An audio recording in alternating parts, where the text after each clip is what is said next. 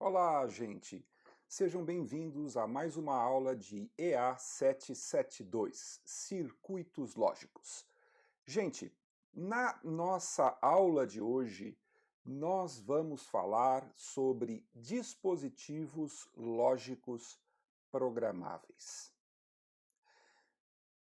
Vocês já viram, né, ao longo do curso até agora, que nós podemos estar usando vários tipos de circuitos integrados para conectar um circuito integrado ao outro e montar o nosso circuito, né? E aí a gente pode estar usando esse circuito, tá certo? Esses circuitos integrados, normalmente eles são vendidos, né, naquela forma daqueles circuitinhos, são uns quadradinhos, né, com umas perninhas, tá certo? Que a gente coloca num soquete e a gente pode estar usando esse soquete, por exemplo, numa placa impressa, ou pode estar usando uma protoboard, né, um berryboard, breadboard, né? Tem vários nomes diferentes, mas a montagem desse circuito ela é feita sempre dessa maneira. A gente coloca lá o circuito, de alguma forma tem que conectar as diferentes partes do nosso circuito integrado para que ele possa efetivamente ser construído e possa ser utilizado, tá certo? Inclusive vocês, quando forem fazer o nosso laboratório aqui de circuitos lógicos, o EA773, vocês vão ter a oportunidade de estar realmente construindo um circuito digital usando circuitos integrados como esse e vão ter aquela experiência de estar conectando as coisas e fazendo as coisas funcionar. Mas o que acontece, né? Mesmo que isso seja ainda interessante para sistemas pequenos e principalmente sistemas que vão ter aí uma produção em larga escala, você está interessado em diminuir o custo ao máximo na produção desses circuitos, mas para circuitos um pouquinho mais sofisticados, vocês vão perceber que a tecnologia de desenvolvimento de circuitos integrados acabou evoluindo tanto que, de uma certa forma, foram criadas outras soluções que acabam sendo muito mais interessantes, tanto para o desenvolvimento de um sistema digital, quanto, inclusive, para o delivery desse sistema, né, a distribuição desse sistema depois para seu uso comercial ou industrial, tá certo? E é exatamente sobre essa nova classe de dispositivos, né, que a gente poderia estar utilizando na construção de sistemas digitais, que nós vamos comentar e vamos estudar aqui na nossa aula de hoje, tá certo? Esses dispositivos são aquilo que a gente chama de dispositivos lógicos programáveis. Mas vamos entender um pouquinho, né, como que funcionam esses dispositivos lógicos programáveis.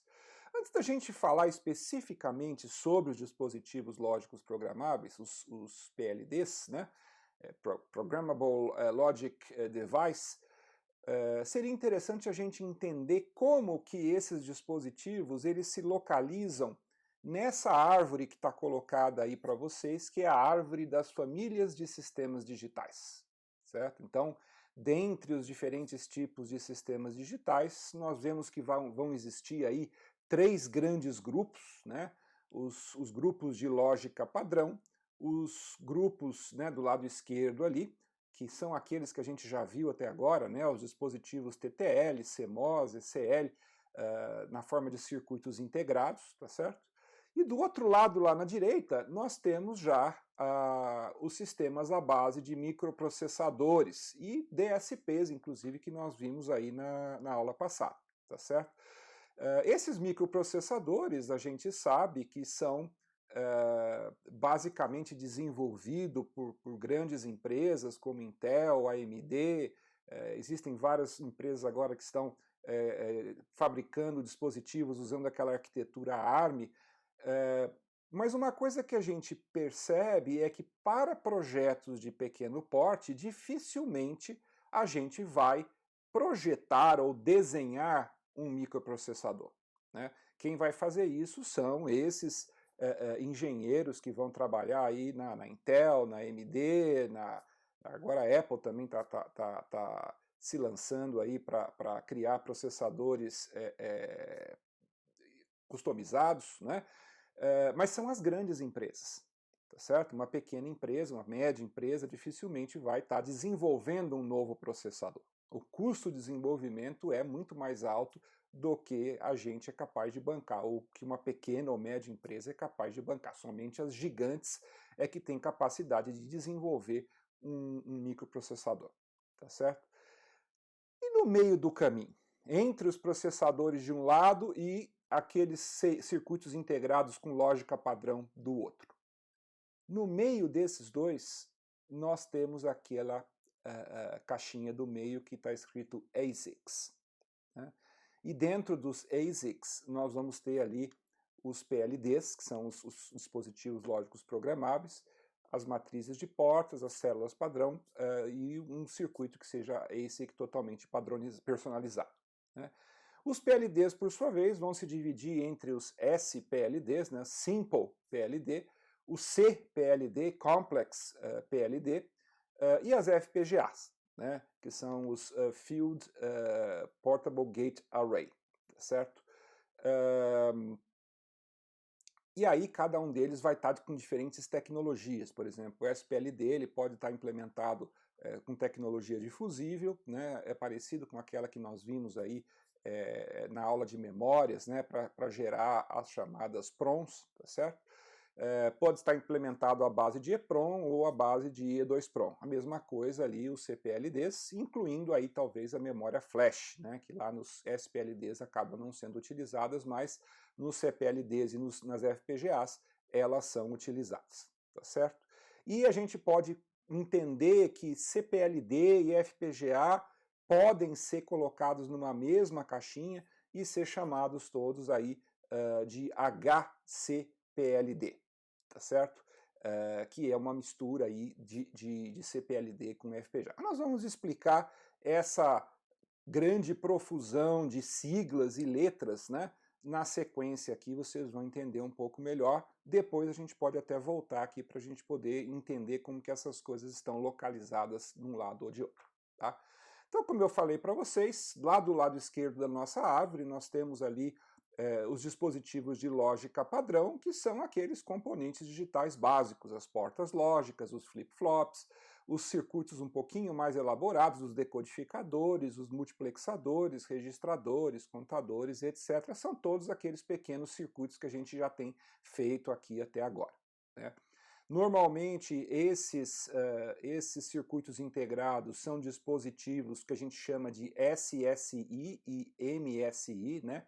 Small Scale Integration e Medium Scale Integration, são dispositivos que usam técnicas de construção de circuitos integrados que usam uma baixa ou média escala, tá certo? Então, não serão os dispositivos uma coisa muito sofisticada, tá certo? Que nós vamos ver que o número de transistores que esses dispositivos vão ter internamente é bem menor, por exemplo, do que o número de transistores que a gente tem no microprocessador, tá certo?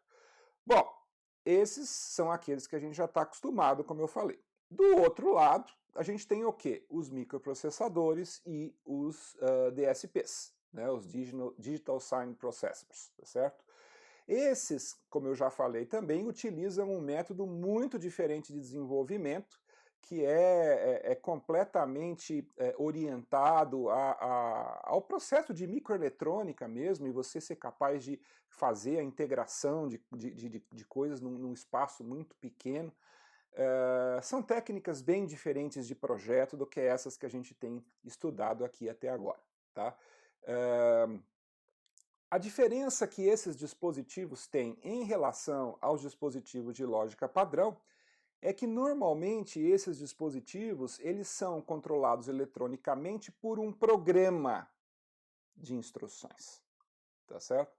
Tanto os microprocessadores quanto os DSPs, eles seguem um programa, tá?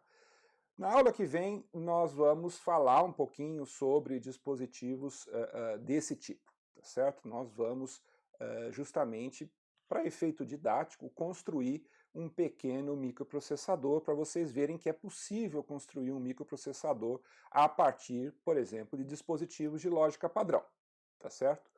Mas é importante a gente saber que nenhum dos processadores que a gente tem hoje funcionando nos nossos computadores é construído dessa maneira. Ninguém pega ali chips TTL, coloca e faz funcionar. Dá para fazer? Dá para fazer, mas não é assim que faz, tá? Os dispositivos microprocessadores e DSPs normalmente envolvem aí todo um projeto de microeletrônica que, além da parte lógica, ainda tem que levar em consideração, por exemplo, o aquecimento, a capacidade de dissipação de calor, porque são circuitos integrados que geram muito calor, então eles precisam dar vazão a esse calor, senão o próprio CI acaba a temperatura dele aumentando muito e ele acaba entrando em estado de falha, tá certo? Então, as nuances do projeto de um microprocessador, além do ponto de vista lógico, tem que levar em consideração também essas coisas, a questão da dissipação, a carga térmica, até mesmo a questão do consumo de energia, né? Se a gente quer colocar um processador que vai rodar dentro de um celular, por exemplo, não pode ser uma coisa que gaste muita energia, né? Por outro lado, se eu quero um desktop de um gamer que não está pouco se lixando para a bateria, ele põe na tomada aquele negócio e gasta à vontade, você pode se dar ao luxo de estar criando aí um circuito que gaste um pouco mais de energia, mesmo que, porque justamente você está interessado na velocidade desse processador, você quer uma coisa que funcione com grande velocidade, tá certo? Mas então, nós não estamos aqui para falar nem desses dispositivos, na aula de hoje, né? Nem para falar de dispositivos de lógica padrão, nem para falar de microprocessadores e DSP, tá certo? O nosso tema da aula de hoje está naquela família do meio, que são os ASICs. O que são ASICs? ASICs é a sigla ou acrônimo dessa terminologia em inglês que está aí nos slides, tá certo? Application Specific Integrated Circuits. Circuitos integrados de aplicação especial, né? São circuitos que são concebidos para aplicações específicas, tá certo? Por exemplo, um CI que eu vou construir que vai controlar um forno de micro-ondas, ou um CI que eu vou construir que vai controlar um sistema de injeção integrada de um automóvel, ou um CI que vai controlar uma câmera de vídeo, tá certo? Isso são esses ASICs, tá certo? São circuitos que não são nem elementares como aqueles chips TTL, nem tão sofisticados quanto um microprocessador ou um DSP que envolve algum tipo de execução de um programa para seu funcionamento, tá certo? Os ASICs são basicamente aqueles circuitos integrados que estão nos nossos dispositivos do dia a dia. Como eu falei, estão na nossa injeção eletrônica, estão no nosso controlador da minha câmera filmadora, estão, inclusive, às vezes, né, dentro de controladores industriais, tá certo? São o quê? São circuitos que são construídos para uma finalidade específica e ele só serve para aquilo, tá certo? Então, podemos dizer que esses circuitos aí são a solução moderna em termos de desenvolvimento de hardware para sistemas digitais. Se vocês um dia forem trabalhar com desenvolvimento de hardware, é como eu falei, vocês não vão provavelmente trabalhar com microprocessadores, não vão fazer o desenvolvimento de um microprocessador, a menos que você vá trabalhar numa Intel, tá certo? Mas, muito provavelmente, vocês vão estar desenvolvendo esses ASICs, tá certo? Os ASICs, eles se dividem também em 4 categorias, tá certo? A primeira delas é aquela que é o alvo da nossa atenção, são os dispositivos lógicos programáveis, né, os PLDs, às vezes também chamados de FPLD, né, Field Programmable Logic Device, já vou explicar daqui a pouquinho por que ele tem esse nome, tá certo? Então eu não vou explicar muito ele agora, vou primeiro explicar os outros, depois a gente volta para falar dos PLDs. Em segundo, nós temos o quê? Nós temos os Gate Arrays, né, ou matrizes de portas. E esses Gate Arrays, eles são o que nós chamamos de circuitos ULSI, Ultra Large Scale of Integration, certo? Nós estamos falando aqui de circuitos que dentro deles tem centenas de milhares de portas lógicas, tá certo? A ideia, então, qual que é? É que a gente vai desenvolver o nosso circuito lógico do jeito que a gente tem feito agora, tá certo? Só que na hora de montar o circuito, ao invés da gente montar ele na forma de um circuitinho ali com circuitos integrados e fiozinhos e placa de circuito impresso, nada disso. Esses gate arrays, eles são chips que são configuráveis, tá certo? Você tem nesses gate arrays uma infinidade de portas que podem ser conectadas umas às outras de uma maneira bem específica, e no caso dos gate arrays, essa conexão que acontece entre as portas, ela se dá no processo de fabricação microeletrônica do dispositivo, por meio dessas Mask Programmed Gate Arrays, né? Então, eu uso certas máscaras, né? Eu teria que entrar aqui no detalhe de fabricação de um circuito integrado, mas basicamente você tem máscaras, né? E aí você vai depositando certas camadas aí de metais semicondutores ou de outros tipos de materiais semicondutores de diferentes tipos, e você vai colocando mais ou menos aquele tipo que nem quando você faz uma pintura com molde, né? Você coloca um molde na parede, aí você pinta em cima, fica aquela figura que estava lá. É mais ou menos a mesma coisa, só que a gente está fazendo isso com deposição de materiais semicondutores em cima de uma pastilha de silício, tá certo? E aí você faz isso várias vezes, e aí isso acaba criando internamente, dentro desse nosso circuito, essas matrizes de portas, aonde eu tenho já previamente um número enorme de portas ali dentro, e essa máscara simplesmente vai fazer a conexão entre essas portas para poder montar o circuito que nós estamos interessados, tá certo? Esses são os gate arrays, tá? Um outro tipo de ASIC são os ASICs de célula padrão, né? As células padrões, elas são um pouquinho mais sofisticadas do que as matrizes de portas, tá certo? Você já tem ali circuitos de diferentes tipos, por exemplo, você tem ali uma ULA, um contador, um certo conjunto de registradores, tá certo? Então, ao invés de eu ter que construir todas essas coisas, como eu faço com um gate array, eu já tenho isso no meu CI. E aí, o que eu vou fazer é simplesmente conectar essas coisas dentro do meu CI para poder montar o meu circuito, tá certo? Então, normalmente, essas tecnologias, elas estão ligadas basicamente a tempo de desenvolvimento e a custo de produção, tá certo? Você desenvolver um projeto de circuito integrado usando um gate array, eu vou ter que ir lá na base dele para construir os contadores, para construir os registradores e coisas do tipo. Já quando eu uso células padrão, eu já tenho essas coisas prontas, eu só tenho que conectar elas para poder montar o meu circuito, tá? Isso, gente, a grosso modo, tá certo? Eu estou sendo bem aqui raso naquilo que eu estou falando para vocês, tá certo? E, finalmente, nós temos os ASICs totalmente personalizados, né? Que esses sim são aqueles em que eu não vou simplesmente fazer pegar ali uma matriz de portas que já tem as portas ali dentro e eu simplesmente vou conectar elas, ou eu tenho um conjunto de células que eu vou conectar elas, tá certo? Nesses ASICs totalmente personalizados eu vou descer realmente na eletrônica. Eu vou projetar esse chip eletronicamente.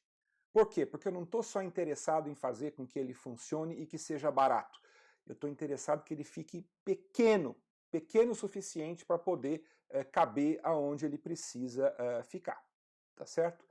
Esses ASICs totalmente personalizados, como vocês podem imaginar, eles são bem diferentes também do ponto de vista de fabricação do que os PLDs e os Gate Arrays, tá certo? Só para vocês terem uma ideia, né? Esses três últimos que eu coloquei aqui para vocês, né, os Gate Arrays, os ASICs de célula padrão e os ASICs totalmente personalizados, esses três são dispositivos, que são ASICs, né, que a gente precisa construir ele durante o processo de fabricação.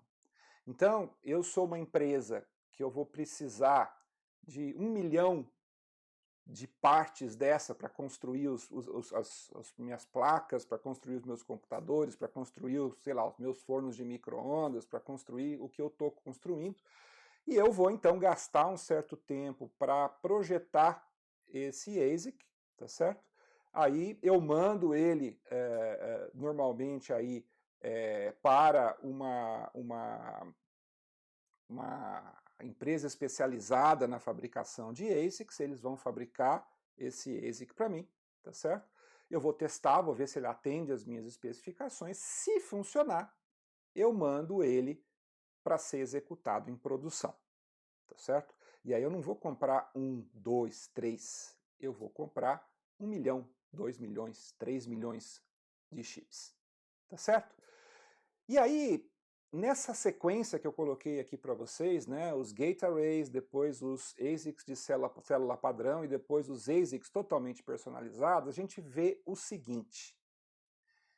Para pequena escala, ou seja, para comprar 1, 2, 3 circuitos como esse, os mais baratos são os PLDs, tá certo? Depois vem os Gate Arrays, depois vem os ASICs, depois vem os ASICs totalmente personalizados, que é muito caro. Por quê? Vocês já pararam para pensar o custo de desenvolvimento de uma máscara customizada, de um projeto para fazer um circuito integrado? Né? Sai caro. Tem que pagar o custo dos engenheiros, tem que pagar o custo dos testes, das fabricações dos protótipos, coisa que não dá certo, joga fora, tá certo? Então, para a construção de 1, 2, ou seja, para a construção de componentes em pequena escala, os mais baratos são os PLDs e os mais caros são os ASICs totalmente personalizados, tá certo? Porque o Gate Array já aproveita que tem um monte de porta, né? O ASIC de célula padrão já aproveita que tem um monte de célula padrão ali. E o ASIC totalmente personal tem que fazer tudo, tem que construir todo o circuito, tá certo? Então cada vez vai complicando. E esses três últimos eu dependo de uma empresa que fabrique circuitos integrados, que desenvolva aquele circuito para mim de maneira customizada, tá certo? Então ele vai fabricar aquele circuito para mim e eu vou comprar dele. Se eu for comprar um circuito só, vai ficar caro, tá certo? Porque ele vai ter que gastar um monte de material e não vai vender, então eu vou ter que pagar tudo aquilo lá, tá certo? Entretanto, quando você pensa em produção em larga escala, aí a coisa se inverte, tá certo? Os ASICs totalmente personalizados, como eu gastei muito tempo para fazer a produção deles ser minimizada, vão ser aqueles que vão ser mais baratos. Às vezes vão custar centavos, tá certo? Em grande escala, tá? Se eu fosse comprar individualmente, eles sairiam muito caros. Mas como eu vou fazer em escala, o custo de desenvolvimento da máscara, dos protótipos, etc. e tal, isso se dilui no processo e a gente, então, acaba tendo um custo, no geral, por unidade, bem pequeno quando você está encomendando as coisas na base de milhão, tá certo? E aí a coisa vai se inverter, porque aí, nesse caso, se eu for fazer em larga escala, os PLDs vão ficar caros demais, tá certo? Os gate arrays vão ficar também mais caros, os ASICs vão ficar mais caros. Por quê? Porque tem muita coisa ali dentro que eu estou jogando fora, tá? Se eu estou fazendo ali um gate array que tem, sei lá, 50 mil portas e eu uso 100, estou jogando 49.900 portas no lixo. Para eu fazer testes, para eu fazer desenvolvimento, tudo bem, mas para eu produzir isso em larga escala, não parece ser uma coisa muito inteligente, tá certo? Então, na verdade, o que, que acontece? Vocês vão perceber que os dispositivos lógicos programáveis, normalmente, eles são utilizados para o desenvolvimento de projetos, porque eles são relativamente baratos para você trabalhar com unidades, com escala muito baixa, tá certo? Você pode até ter vários protótipos dele, mas você vai gastar, sei lá, 40, 50, né? Não é na ordem de milhões como a gente faria com um ASIC totalmente personalizado, tá certo? Esses PLDs, eles são interessantes, então, para desenvolvimento de circuitos, que a gente vai, então, aproveitar de algumas coisas que eu vou falar para vocês daqui a pouco, que eles podem prover para a gente, mas não são, eventualmente, interessantes para eu desenvolver um projeto que vai ser produzido em larga escala. Ele pode ser colocado em produção em que situação? Em que eu estou fazendo um circuito que é dedicado para uma coisa específica. Então eu vou fazer aquele projeto, vou montar, vou vender aquilo. E vai ser o quê? 1, 2, 3 unidades? Não vai ser mais do que isso. Aí vale a pena usar um PLD para fazer isso daí, tá certo? Circuitos experimentais, circuitos de protótipo, todos esses são circuitos que podem ser construídos com PLDs, tá certo? Outra coisa também que eu esqueci de comentar é a questão da quantidade de portas que esses dispositivos podem comportar, tá certo? Os PLDs são aqueles que têm o menor número de portas, mas mesmo assim vocês vão ver que tem um número de portas bem razoável, e os ASICs totalmente personalizados, o céu é o limite, né? Cada vez o pessoal está criando processadores com maior complexidade, com maior número de portas, com uma circuitaria mais sofisticada, que consome menos energia, que é muito mais rápido, enfim. Como eu falei, o céu é o limite. Mas aqui, enquanto a gente não vai entrar nessa coisa mais complicada aí dos ASICs, e também não vamos falar aqui dos gate arrays, nem dos ASICs de célula padrão, porque esses também não são aqueles que um projetista, né, iniciante vai trabalhar. Ele pode até trabalhar, mas já vai ser numa empresa especializada em desenvolvimento de hardware, alguma coisa desse tipo. Normalmente, se vocês forem trabalhar numa empresa aí de pequena ou médio porte, vocês vão trabalhar com os PLDs, que são os dispositivos lógicos programáveis. Mas vamos entender o que são esses PLDs, né? E esses PLDs, eles são uma ideia fantástica que alguém teve, né?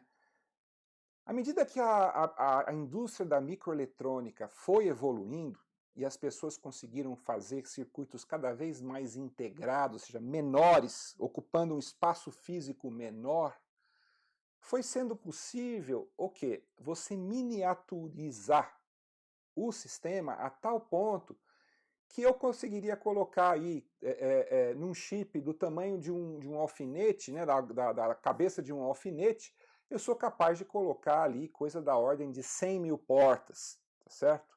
Em alguns casos pode chegar a milhões de portas, tá certo?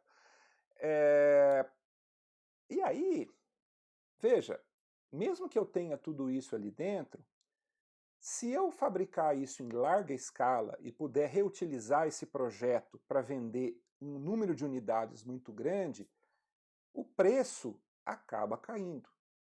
Então, às vezes é interessante, né, a gente fazer isso.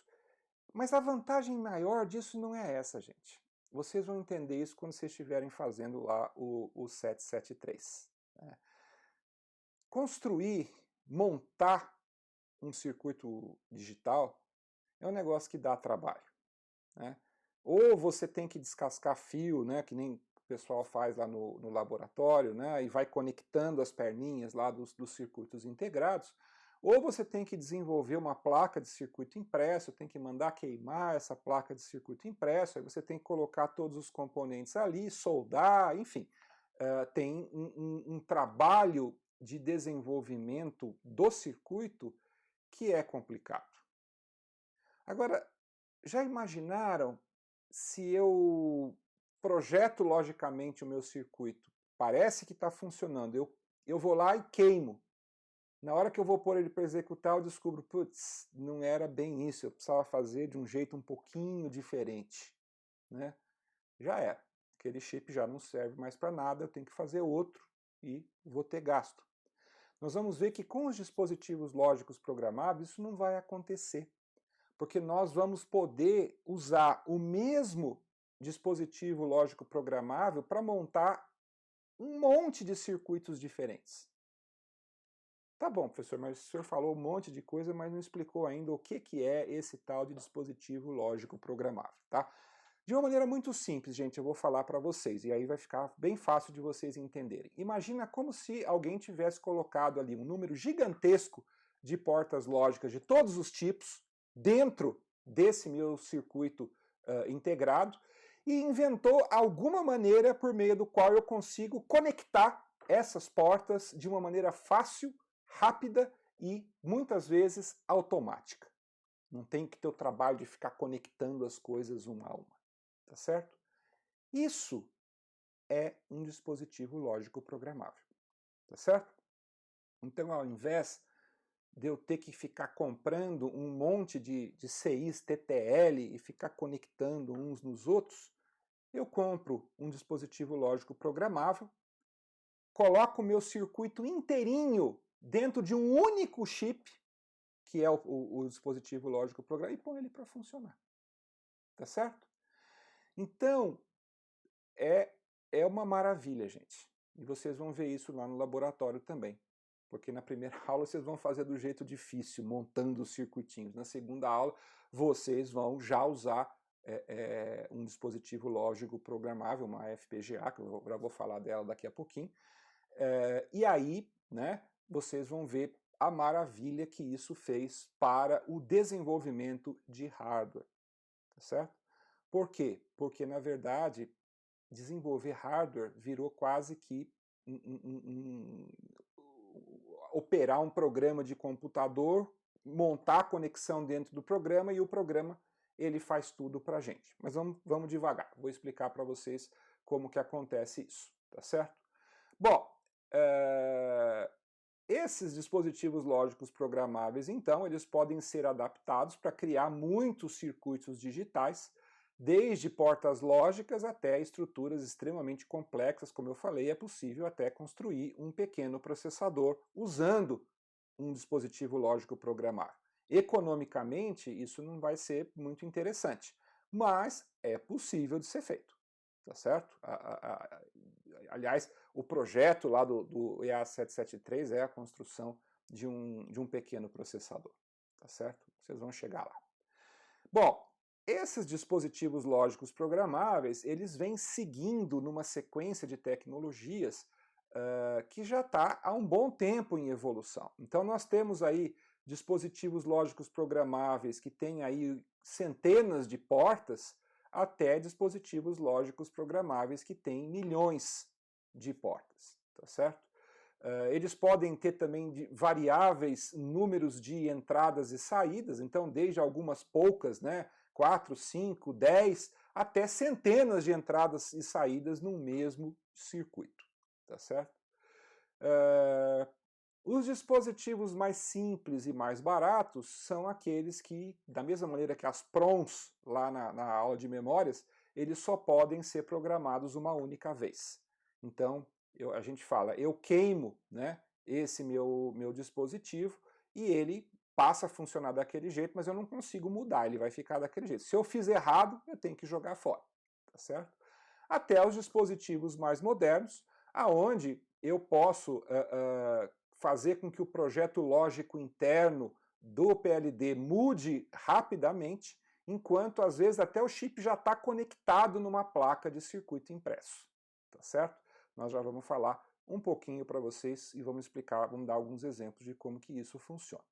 Tá ok? Legal. Bom, os PLDs, eles também são divididos, como a gente viu naquela figura inicial, nos SPLDs, que são os Simple Programmable Logical Device, tá certo? Dispositivos lógicos programáveis simples. Normalmente, esses SPLDs são chips que têm um número relativamente pequeno de portas, e relativamente pequeno nós estamos falando aí por volta de 600 portas, tá certo? E vão existir algumas tecnologias diferentes, né? A PLA, existe o OTP, que é o One Time Programmable, né? Que é a programação uma única vez, que nem eu comentei. O PLA, que é o Programmable Logic Array, né? O PAL, que é o Programmable Array Logic, que é o inverso dele, tá certo? Nós vamos falar um pouquinho deles dali na frente. Esses são todos simple, tá certo? Aí nós temos os CPLDs, que são os dispositivos lógicos programáveis complexos, aquele C é de complex, certo? E depois nós temos as FPGAs, né, as matrizes de portas programáveis em campo, né? Em campo, por quê? Porque nós estamos imaginando que eu estou ali na minha bancada do meu laboratório e eu estou programando ele ali, no instante em que eu estou conectando ele com as outras partes do meu circuito, tá certo? Nós vamos falar um pouquinho sobre as FPGAs daqui a pouco, tá? Na verdade, o próprio Tossi fala isso lá no capítulo que ele trata disso no livro dele. Essa diferença entre CPLDs e FPGAs ela nem sempre é muito clara, porque no começo eram coisas bem distintas, depois as coisas foram se aproximando umas das outras, tanto que hoje, né, o pessoal prefere falar de HCPLD, né, as High Capacities PLDs, que incluem tanto as CPLDs quanto as FPGAs, tá certo? A diferença é que as FPGAs usam uma tecnologia um pouquinho diferente, né, do que as CPLDs, mas hoje em dia, que nem eu falei, elas acabam se misturando tanto que são quase a mesma coisa, tá certo? E quando a gente fala de HCPLDs, nós estamos falando de centenas de milhares de portas, tá certo? Então, é um número relativamente bem grande de portas que a gente pode colocar dentro de um dispositivo lógico programável. Tá ok? Legal. Bom, vamos falar um pouquinho das FPGAs, né? As FPGAs, elas correspondem basicamente a um grande número de módulos lógicos programáveis independentes que são interconectados para criar funções maiores, tá certo? Então, essa figurinha que está à direita aqui é um exemplo de uma FPGA, tá certo? Nós temos aqui vários blocos lógicos, né? E aí as FPGAs elas têm mecanismos por meio dos quais nós conseguimos montar essas conexões. Vocês estão vendo ali na figura que tem algumas linhas mais cheias e outras estão vazias, né? Isso daí é feito por meio de conexões que são construídas dentro da minha FPGA, conectando aqueles blocos lógicos que eu tenho à minha disposição. É como se eu tivesse ali um toolkit fantástico para a construção de circuitos lógicos, eu só tenho que construir a conexão entre eles, tá? Mas o interessante é a gente saber que essa construção a gente não vai fazer uma a uma. Normalmente nós vamos fazer o quê? Nós vamos ter um programa de computador. Esse programa de computador é que vai construir essas conexões dentro da FPGA para que a FPGA possa funcionar, tá? Em alguns tipos de PLDs nós vamos ter uma tecnologia chamada aí de antifusível, né? Se no fusível a gente queima alguma coisa e deixa de ter o contato, no antifusível, em vez de abrir uma conexão a fusível, a gente promove um curto elétrico, né? Como se fosse um curto-circuito, conecta duas coisas. É exatamente essas conexões que são colocadas, que estão mostradas aqui na FPGA, tá certo? Nessa figura que está aqui, tá? Muito bem. Um outro conceito interessante que acaba surgindo quando a gente começa a falar de FPGA é que, veja, se de repente você construir um circuito sofisticado, não envolve uma montagem, ou seja, eu não tenho que pegar uma placa de circuito impresso, colocar os componentes ali dentro, colocar as trilhas, sei lá, fazer algum tipo de conexão mecânica entre eles, e a gente começa a fazer tudo isso internamente dentro de um chip, de um PLD, como uma FPGA, por exemplo, nós vamos perceber que cada vez mais o projeto de conexão desses componentes acaba tendo um valor muito maior até do que, eventualmente, o projeto da construção de uma placa de circuito impresso que vai conectar diversos tipos de circuitos lógicos mais simples, tá certo? E isso leva a esse conceito de propriedade intelectual, né? IP. Né? Esse nome, propriedade intelectual, é um nome que assim, ele é um abuso de linguagem, tá certo? Por quê? Porque, na verdade, o que eles querem dizer é que esses projetos de conexões dentro de uma FPGA, por exemplo, eles passam a ser protegidos por direitos autorais, e aí as empresas têm o quê? Uma propriedade intelectual sobre um determinado esquema de conexão que vai construir um determinado circuito que eles estão desenvolvendo, tá certo? Então as empresas passam a disponibilizar, em alguns casos a vender essa propriedade intelectual, e isso vai fazer o quê? Com que eu possa ter módulos, projetos pré-definidos de blocos digitais complexos, porque os fáceis a gente faz, não precisa comprar, tá certo? Mas às vezes um projeto que demoraria para um engenheiro ali gastar um tempão, ao invés dele fazer isso, ele já compra uma propriedade intelectual disso daí. Imagina que eu queira ali um codec de vídeo para um novo algoritmo que eu inventei, eu teria que construir eventualmente isso daí do zero, mas o tempo que eu vou levar, mas se eu tiver ali, né, não pode ser um que eu inventei, tem que ser um padronizado, porque o que eu inventei ele não vai saber. Mas se tiver alguém que já tenha gastado tempo, por exemplo, para fazer um chip de encriptação, um chip como é que chama? De empacotamento de dados, né? De compressão e descompressão de dados, às vezes sai barato eu pagar essa propriedade intelectual e eu vou ter esse circuito disponível para mim. Então eu vou ter ali um decoder de MP3, né? Um decoder de vídeo, por exemplo, em que eu vou poder fazer isso rapidamente, construir meu hardware rapidamente, sem ter que desenvolver tudo que eu estou comprando o projeto de um terceiro. Tá? O pessoal, então, acabou chamando isso de propriedade intelectual. Então, assim, é como eu falei, um abuso de linguagem. Tá? Normalmente, quando alguém falar de propriedade intelectual em música, em vídeo, é outra coisa, não é disso que nós estamos falando aqui. Tá? Essa propriedade intelectual que se fala muito quando se está falando de dispositivos lógicos programáveis é o quê? São esses projetos que eu posso comprar e inserir no meu projeto particular. Certo? Então eu compro aqui lá um pedaço, posso até comprar vários, conectar eles e pronto, montei o meu circuito final. Tá certo? Essa propriedade intelectual, então, ela pode servir para processadores embarcados, para blocos de construção de DSP, com algumas funções mais sofisticadas, circuitos para funções periféricas de interface, que eu não quero ter o trabalho de desenvolver, eu compro pronto, tá certo? Compro aquele projeto e programo a minha FPGA, por exemplo, com aquele projeto. E eu tenho o meu circuito lá funcionando do jeito que eu quero. Tá? Essas propriedades intelectuais, as mais simples, né, são normalmente disponibilizadas pelos fabricantes de FPGAs ou até empresas que são especializadas na venda de projetos desse tipo. Tá?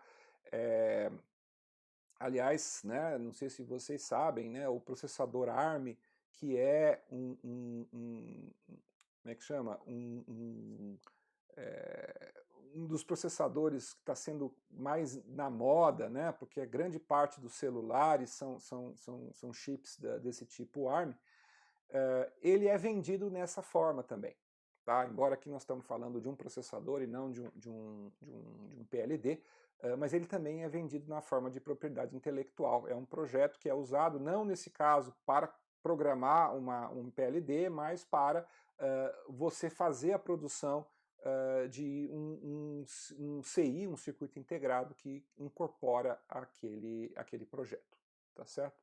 O uso dessa propriedade intelectual acaba diminuindo bastante o tempo que a gente leva para projetar um produto, tá certo? Então, se eu estou numa empresa e eu tenho que fazer um negócio para ontem, em vez de contratar uma equipe para desenvolver, né, eu vou lá e compro a propriedade intelectual, coloco aquilo no meu chip e pronto, meu projeto fica pronto, eu posso estar utilizando esse, tá?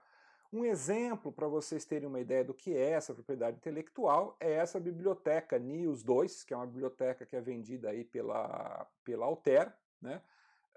Que tem aí uma família de processadores embarcados versáteis que você pode estar programando em PLDs e você pode então comprar esse NIOS 2, tá certo? Você pode também, muitas vezes, avaliar essa propriedade intelectual. Então, você pode usar, por exemplo, para experimentos próprios, ou para protótipos, ou coisas do tipo. Aí você não precisa pagar, tá certo?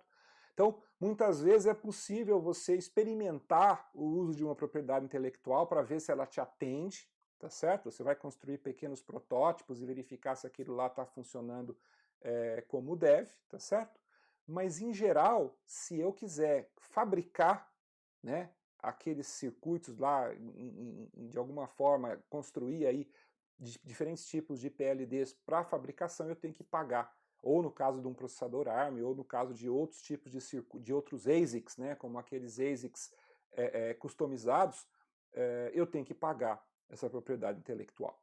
Tá certo? Então, vocês vão ver isso quando vocês estiverem lá no laboratório, vocês vão ter que interagir com essas coisas. Vocês vão ver que dentro do programa que vocês vão usar, que é o Quartus 2, você tem lá uma biblioteca de circuitos que você pode usar para construir o seu circuito, que é uma propriedade intelectual. Nesse caso, é uma propriedade intelectual que a Altera até disponibiliza para a gente. Não estou falando do NIOS 2, não. Estou falando de outras que você, do Max Plus e outras que já estão disponíveis lá que você pode estar utilizando, tá certo? Senão você teria que fazer tudo do zero, o que dá um trabalho muito maior. Tá? Então, os próprios fabricantes de PLDs, como a Altera, que é um dos grandes fabricantes de PLDs, ele disponibiliza essa propriedade intelectual gratuitamente no caso de circuitos simples. Tá certo? Em caso de circuitos mais complexos, aí eles vão querer vender, por exemplo, essa biblioteca NIOS 2, ela é paga se você quiser construir coisas que vão ser utilizadas para comercialização. Tá certo? Mas vamos ver qual que é a ideia de um PLD, gente. Como é que funciona? Né? Essa figurinha aqui, ela dá uma ideia para vocês de como que a gente cria um PLD. Né? Vocês devem se lembrar, quando a gente estudou os circuitos combinacionais lá nas primeiras aulas do curso, que a gente tinha o quê? A gente tinha aquela possibilidade universal de construir qualquer circuito lógico usando o quê? A soma de produtos ou o produto de somas. Tá certo? Observem esse circuito aqui para ver o que ele está fazendo. Esse circuito, obviamente, é um circuito simplificado, só para vocês terem uma ideia do que está sendo feito. Tá certo? Então, eu tenho uma entrada A, uma entrada B, aí eu pego a negação dela, tá certo? Disponibilizo as duas, e aí eu estou fazendo o quê? Eu tenho uma matriz de ANDs, né? Nesse caso, como são duas entradas, eu vou ter 4 ANDs, e eu vou fazer o quê? Todas as combinações possíveis de produtos. Olha, ó, A barra, B barra, A barra B, AB barra e AB, tá certo? E aí eu vou conectar cada um deles entrando num OR, tá certo? E aí é óbvio que esse circuito que está colocado aí é um circuito que não interessa muito, porque ele está tá pegando tudo. Seria basicamente você, numa tabela verdade, colocar em toda a coluna, seria esse circuito que está sendo montado aqui, tá certo? Mas observem com cuidado ali, né, na entrada do OR. O que que tem ali? Um conjunto de fusíveis. O que que acontece? Se eu queimar alguns desses fusíveis, qual que vai ser o resultado? A construção de uma soma de produtos, tá certo? Em que eu posso construir qualquer circuito lógico. Nesse caso aqui, com duas entradas, é bem limitado, mas peguem essa ideia e multipliquem isso para um número grande de portas. É óbvio que o número de ends vai ser gigantesco, o número de ORs vai ser gigantesco, mas como nós estamos falando da ordem de, sei lá, 50 mil, 100 mil portas, não é tão gigantesco assim. É um número grandinho, mas não é tão grande assim, tá certo? Então, é assim que a gente constrói um PLD, né? Esse exemplo de PLD aqui, obviamente, é um exemplo parecido com aquela PROM, né, que a gente usou lá na aula de memória. Depois que eu queimei o fusível, não tem como eu conectar ele de novo, tá certo? Então, normalmente, esse tipo de PLD é aquele PLD que nós falamos lá de OTP, né, One Time Programming. Eu vou programar ele uma vez. O que é programar? É decidir quais fusíveis que eu vou queimar e quais que eu vou manter. Depois que eu queimei ali um certo número de fusíveis bem selecionados, o que vai acontecer?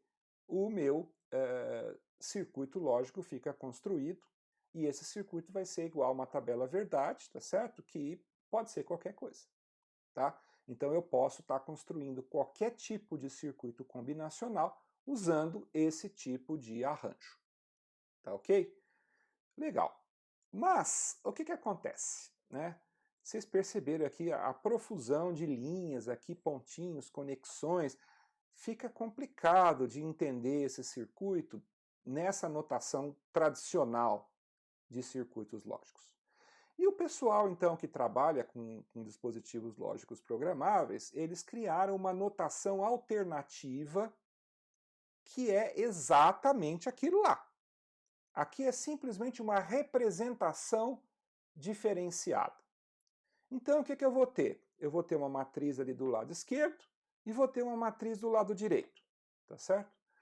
Aquela matriz do lado esquerdo, ela é pré-definida, porque ali eu tenho que ter todas as combinações, então quando eu vou criar a máscara do meu dispositivo lógico programável para queimar o meu circuito integrado, eu já deixo isso aí previamente, né? O projetista como é que chama? Do circuito integrado já faz isso, já deixa previamente colocado, por isso que ela está um pontinho preto ali, é uma conexão permanente. Quando ela está cruzando e não tem conexão, ele simplesmente cruza, é um ponto sem conexão, tá?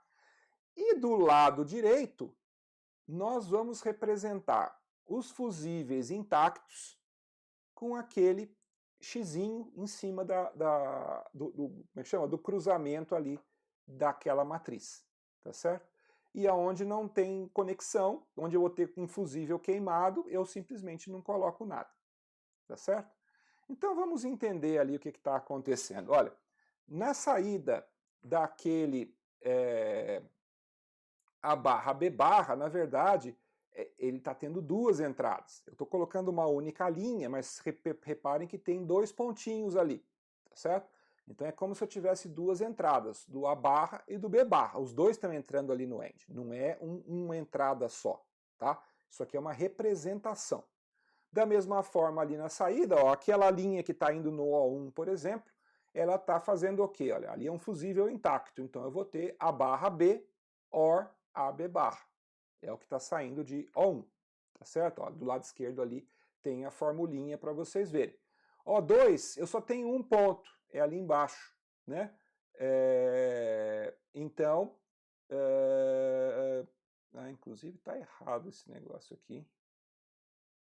Essa fórmula, eu copiei a fórmula errada aqui para vocês. Não, eu acho que é ela mesmo. É isso mesmo. É porque... A, B. Não, aquele A barra B tem alguma coisa de errado. O terceiro está correto. O terceiro é 0, não tem conexão nenhuma, e o quarto é 1, ou seja, todos eles estão conectados. Mas aquele A barra B é que eu estou desconfiado que existe alguma coisa de errado ali, que deveria ser AB, e não A barra B. Né? Acho que houve algum erro aí não foi erro meu, não. Isso aqui tá no livro dessa forma aqui. Né? Aqui ele não está colocando aqui, tem um pequeno errinho aqui, mas é um errinho do livro, tá? Aquele O2 ali deveria ser AB e não A barra B, tá? Aquela barra lá tá demais ali, não deveria estar ali, tá? Mas vocês entenderam a ideia, né? Aonde tem o xizinho é porque as linhas estão se cruzando, tá certo? Aonde não tem, elas estão passando uma em cima da outra, tá? Então não está tendo conexão naquele ponto. Essa é a representação simplificada que é usada para a gente compreender como que um PLD funciona. Tá? Bom, vamos então analisar as diferentes tecnologias de construção de PLDs. E aí vocês vão ficar surpresos de descobrir que o primeiro tipo de PLD que foi criado, que são aqueles PLDs do tipo OTP, One Time Programming, eles foram criados como uma PROM. Então eu estou usando aquele circuito daquela memória PROM para funcionar como um PLD. Espera aí, professor, agora me deu um nó na cabeça, não estou entendendo. Mas é memória ou é um PLD? É um circuito lógico ou é um conteúdo que está guardado na memória? Eu não sei se vocês se lembram, numa aula que a gente deu lá atrás, quando a gente começou a falar ali dos circuitos combinacionais, que nós colocamos lá que era possível a gente construir como é que chama? Um circuito lógico qualquer a partir da tabela verdade, colocando ela em conexões do jeito que está sendo feito aqui. O que nós estamos fazendo aqui de fato, gente? Nós estamos usando uma propriedade das PROMs, ou seja, eu tenho uma entrada e eu tenho uma saída.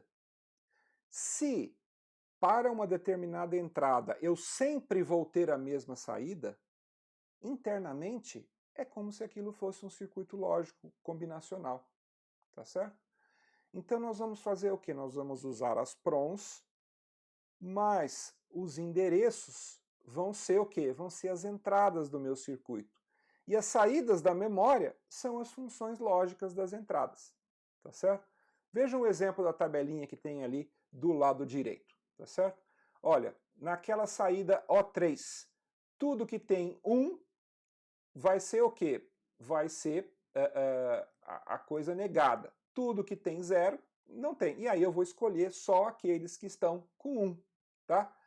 O que eu tenho que fazer, gente? No endereço 000 eu vou guardar o número 1. No endereço 001 eu vou guardar o 1. No 0010 eu vou colocar 1 e assim por diante. E aí o que acontece? Ao recuperar esse valor da memória, tá certo? Automaticamente é como se eu estivesse construindo um pequeno circuito digital. Então, quando eu queimo a minha PROM, eu estou construindo um PLD OTP, One Time Programming. Depois que eu queimei, não posso mais reprogramar. Tá certo? Funciona, né? Os primeiros PLDs foram construídos dessa forma, mas isso aqui tem um interesse mais histórico. Né? Os PLDs começaram a ser desenvolvidos a partir do uso das PROMs para construir funções lógicas, tá certo? Mas não dá para ir muito longe usando isso. Né? O uso de PROMs para a construção de circuitos lógicos acaba sendo impraticável quando existe um número muito grande de variáveis de entrada. Né? Por quê? Porque cada variável de entrada acrescenta, que eu acrescento, cada coluna que eu coloco ali a mais na entrada, dobra o número de fusíveis que eu tenho que ter lá dentro para queimar. Tá certo? Então, não vai ser viável ir muito além. né? E aí é que as outras tecnologias elas foram sendo criadas, tá certo? Aqui é só para vocês verem como é que funciona essa questão das PROMs, né? Olha, vejam lá. Eu tenho ali do lado esquerdo uma PROM que ainda não foi programada, então você percebe que tem X em todos os pontinhos ali, tá certo? Significa que todas aquelas conexões aí, por enquanto, elas estão funcionando, esse chip ainda não está programado, tá certo? E depois, o que eu vou fazer? Eu vou lá e queimo um monte de fusíveis ali. Olha, do lado direito nós temos essa ROM, essa PROM, depois que ela foi programada. E, ao mesmo tempo que ela está guardando um certo valor da memória, se a gente entender que o endereço da memória é uma entrada, na forma de um conjunto de variáveis lógicas, a saída é uma função lógica. Tá certo? Se vocês não entenderem, reflitam um pouco, que eu tenho certeza que vocês vão entender. Tá? Não é nada de extraordinariamente complexo. Tá certo? Tudo bem, gente? Bom, mas, né, as PROMs, como eu já falei, não fazem um uso eficiente do circuito, porque cada combinação nas entradas precisa existir. E, de repente, eu não preciso de todas elas. Tá certo? Eu não vou precisar, na minha soma de produtos, eu não tenho um número gigantesco sempre de produtos que estão sendo somados. Normalmente é um número pequeno. Tá? Pensando nisso, o pessoal desenvolveu uma pequena variação desse mecanismo aí da PROM, que é a chamada PAL. Tá certo? Como é que funciona a PAL? Tá certo? A gente vai queimar de maneira diferente. Em vez de queimar as conexões que vão para o OR, a gente vai queimar aquelas conexões que estão entrando nas portas END. Tá certo? E aí, olha que interessante, né? Na saída, nós vamos ter o quê? Cada saída ali daquele conjunto de ends, daquele array de ends que está, né, colocado ali, cada end eu posso arbitrariamente fazer qualquer tipo de arranjo. Estão vendo? Do lado esquerdo eu tenho todas as conexões. Do lado direito eu já queimei alguns fusíveis. Né? Então observem, por exemplo, né, aquela saída do end 1, né, vai ser o quê? Vai ser BA. Né? A saída do segundo end vai ser o quê? D barrado, C barrado. Eu posso queimar o que eu quiser. E aí, olha que interessante. Do lado direito, ele deixa pré-configurado um certo número de ORs que vão acontecer. Tá certo?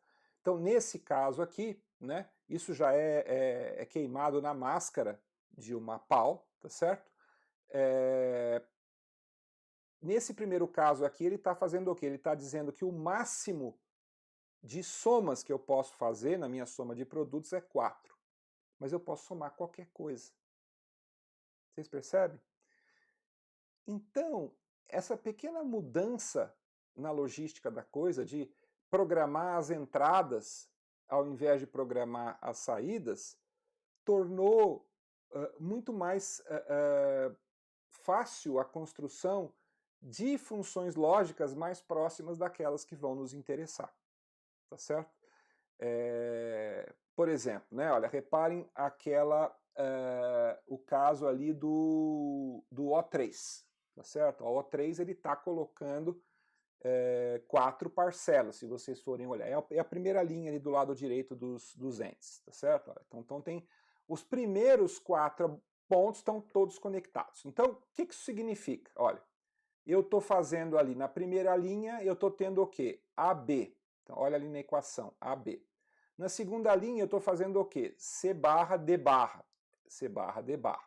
Na terceira linha, né, o que está acontecendo? eles estão todos conectados, tá certo?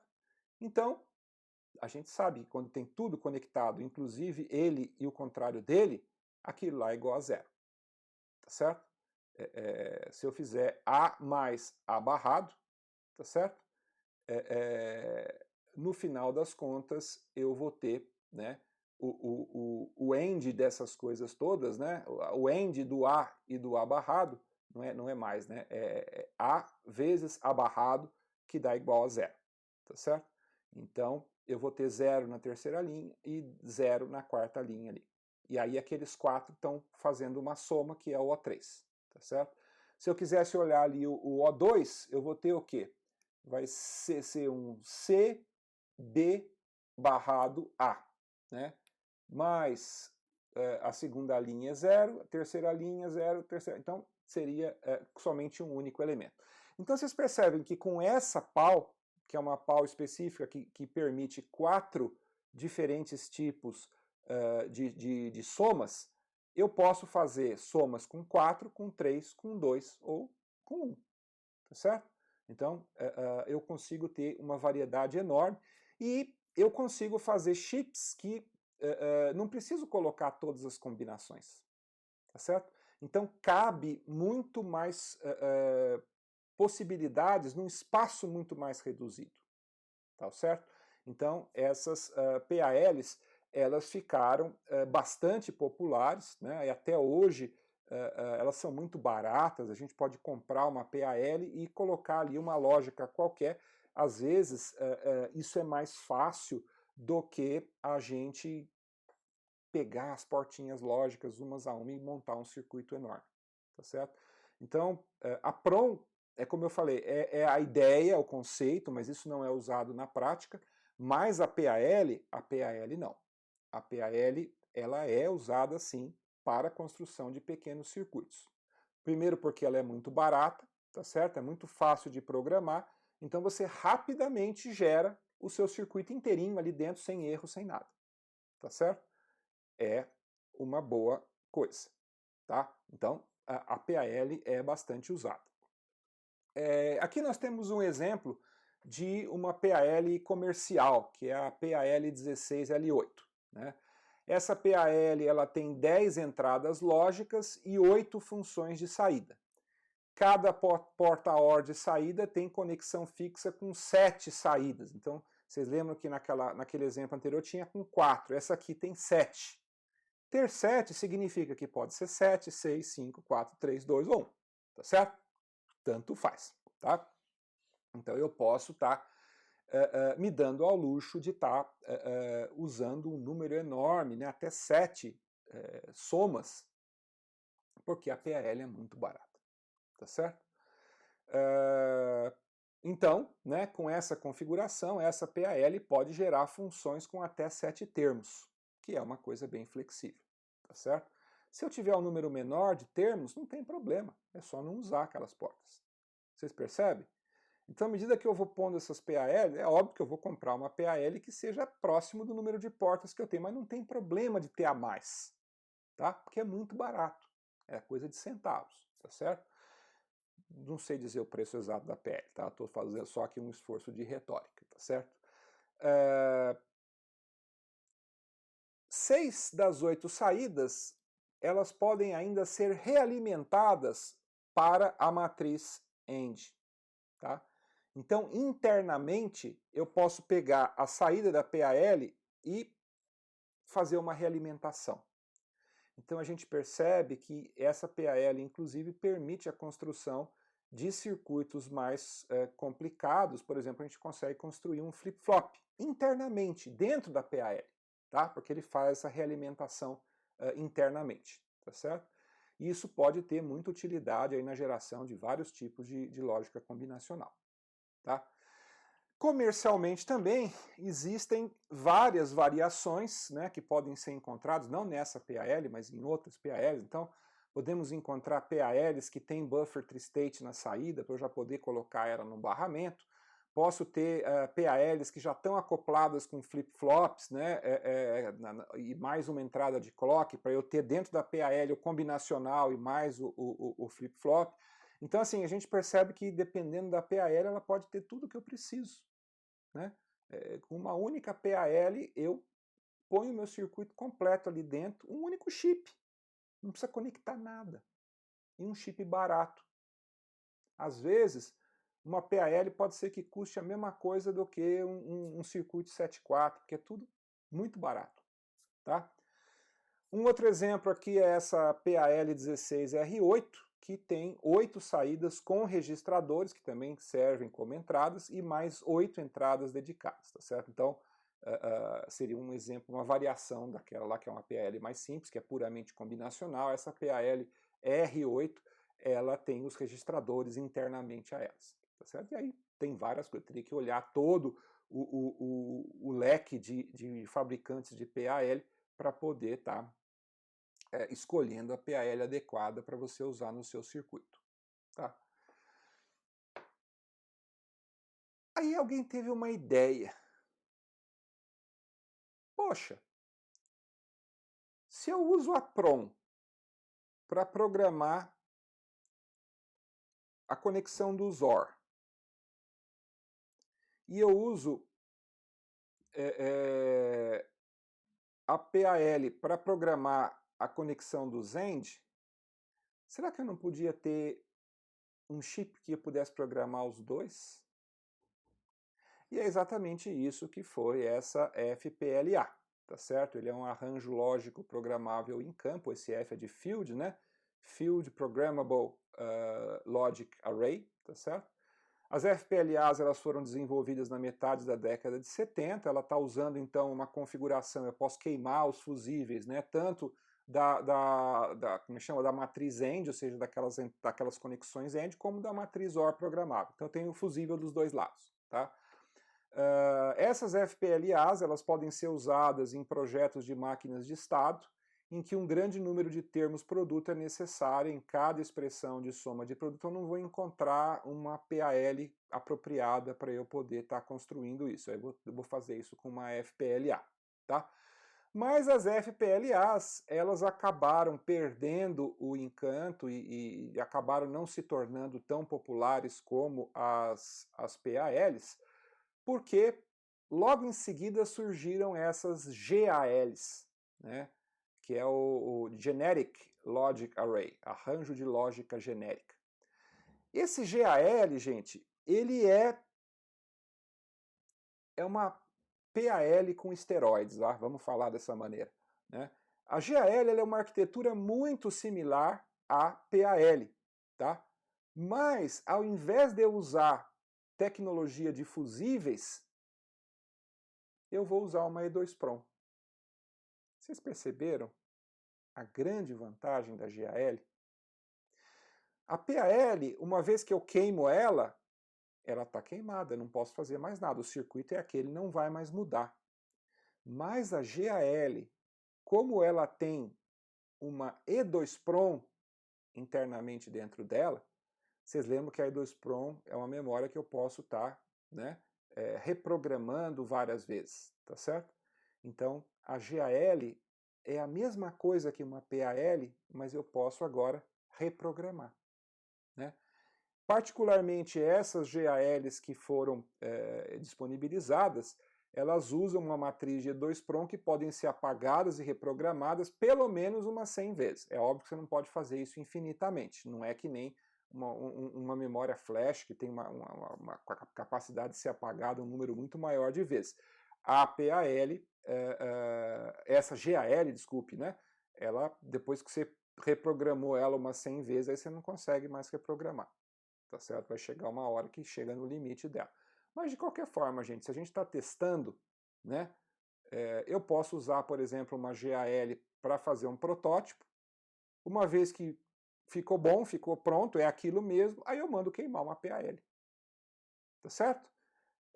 Ou posso até ficar com a GAL, porque o preço da GAL também não é assim tão absurdo. Tá certo? Então, todas essas coisas foram surgindo, eram tecnologias mais novas, a GAL se popularizou e a FPLA nem chegou a decolar porque a GAL já chegou logo em seguida e já dominou a cena, tá certo?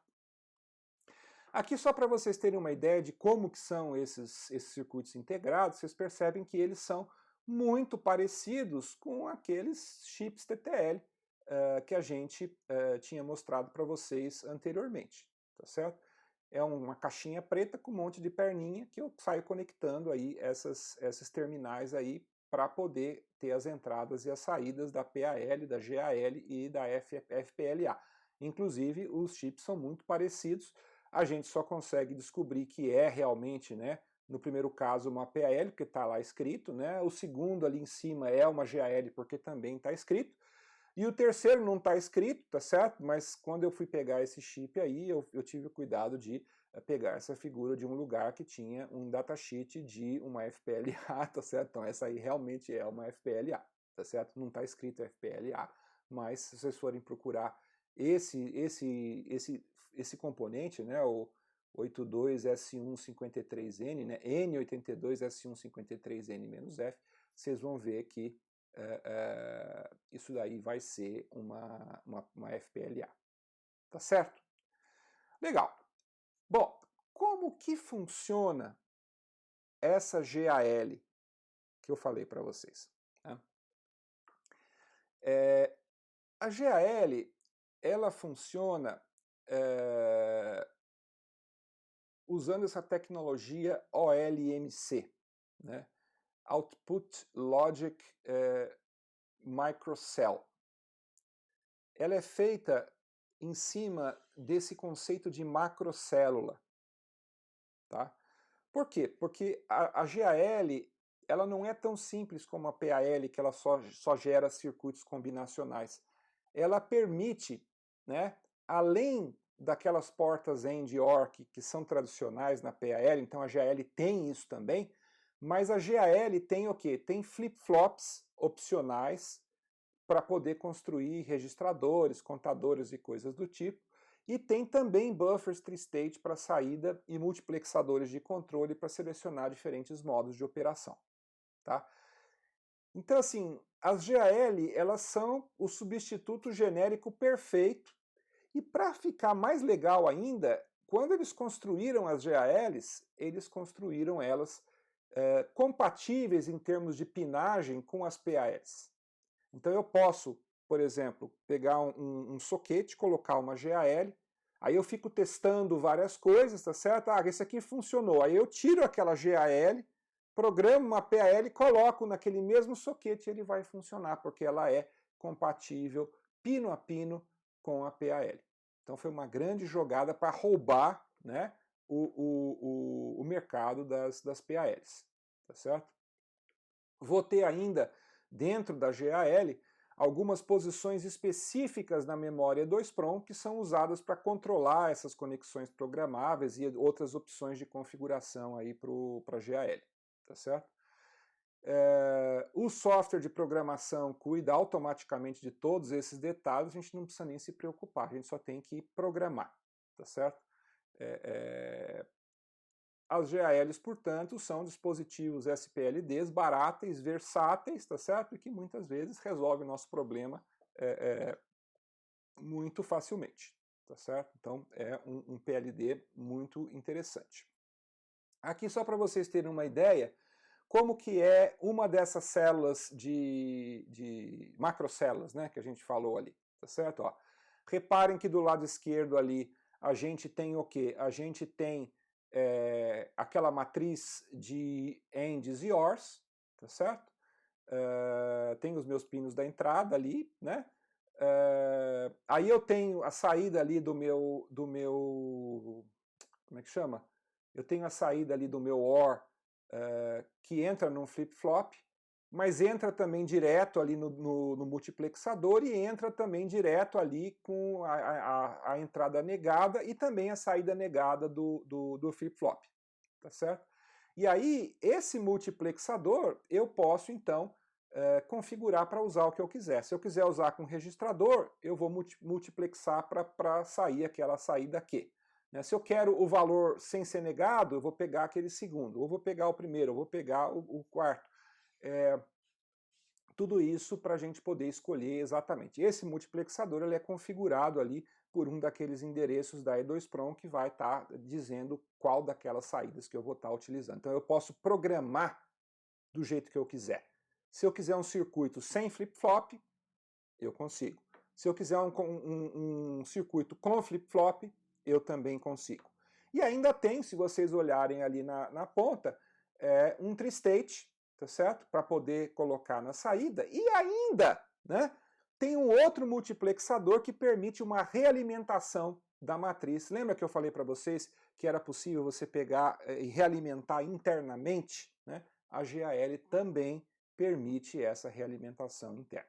Então vocês veem que esse dispositivo que é chamado de macrocélula, imagina agora isso replicado um número gigantesco de vezes. E aí você pode conectar essas coisas umas com as outras e literalmente vocês podem montar qualquer tipo de circuito lógico, obviamente dentro da capacidade da GAL. Tá? Então se vocês têm um determinado tipo de GAL, vocês vão ter um certo número de células como essa que a gente pode estar usando para construir o nosso circuito. Tá certo? Então dá para fazer coisas bem legais, bem interessantes só com essas GALs. Tá? Mas aí, gente, nós estamos falando das PLDs simples. Né? Vocês vão ver que a tecnologia evoluiu. E aí chegou-se aos CPLDs. Né? Esse caso que eu estou mostrando aqui para vocês é o caso da família MAX7000S da Altair. Né? Esse MAX7000S é um CPLD, né, baseado em E2PROM, que é usado muito em placas de desenvolvimento de circuitos. Né? Essa placa UP2, por exemplo, tem várias universidades que usam ela para ensinar circuitos lógicos. Não é o nosso caso aqui, nós vamos usar aqui o Ciclone 2, que é um FPGA um pouco mais moderna, nem tão moderna assim, mas ela é mais moderna do que esse MAX7000S. Tá? O MAX7000S ele pode ser programado de duas maneiras. Ou eu posso pegar o chip do MAX7000S, colocar num programador de PLD, rodar lá o programa e programar aquela PLD para funcionar, tá certo? Ou eu posso usar uma outra coisa que é mais legal ainda, gente. É essa tecnologia chamada In-System Programming, né? ISP, que vocês estão vendo ali. Né? O que é o ISP? O ISP é um jeito que o pessoal inventou de conseguir fazer a programação da CPLD com ela montada e funcionando e ligada. Então, em vez de eu ter que configurar a minha CPLD, a minha PLD, né, vamos falar de maneira mais genérica, em vez de eu ter que configurar essa PLD antes de montar o circuito, que nem acontecia com a PAL, com a GAL, com outras, com o MAX7000S eu podia fazer isso agora in system. Como que faz isso? Esse chip do MAX7000S, ele tem 4 pinos especializados que vão compor essa interface chamada de JTAG. Tá? Esse JTAG ele é usado não só aqui no MAX7000S, existem vários circuitos integrados, vários tipos de dispositivos lógicos programáveis que usam essa interface JTAG, virou um padrão da indústria. E aí, por meio desses 4 pinos, eu consigo fazer a comunicação de um computador externo por meio de uma linha serial e ele então interage com o PLD, programa o PLD e põe ele para funcionar. Vocês entendem por que essa família acabou virando kit de desenvolvimento, placa de desenvolvimento para os alunos de circuitos lógicos? Porque eu não precisava ter queimador de PLD. Usando isso daqui, eu simplesmente tenho que botar uma interface serial que eu conecto no meu computador, pego aquela interface serial e conecto no chip. Só isso. Tá certo? Então, é muito legal essa interface JTAG. No próximo slide eu vou mostrar para vocês mais ou menos como é que faz isso, tá?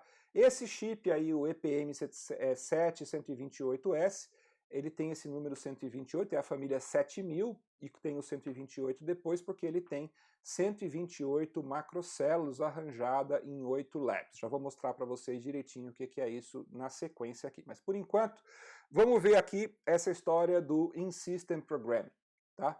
Olha o que está acontecendo aqui, gente. Ó.